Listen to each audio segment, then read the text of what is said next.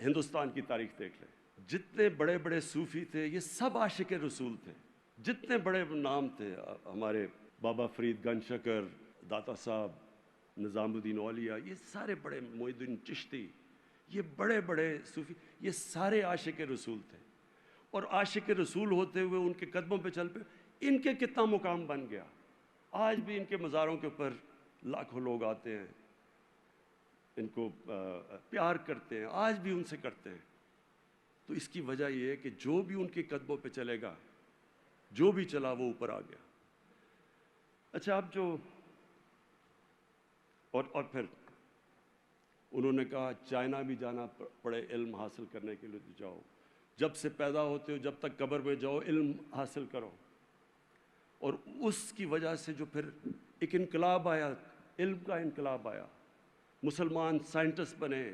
Top ہر چیز کے اندر، ایک جو بغداد سینٹر بن گیا دنیا کی لرننگ کا، وہ جو بیت الحکمہ تھا، ہاؤس آف وزڈم، ساری دنیا سے کتابیں لائیں، ٹرانسلیٹ کی، نالج سینٹر بن گیا۔ ایسی ایسی مسلمان دنیا میں، کورڈوبا میں، مسلم اسپین میں ایک لائبریری تھی جس میں ساری یورپ سے زیادہ کتابیں تھیں،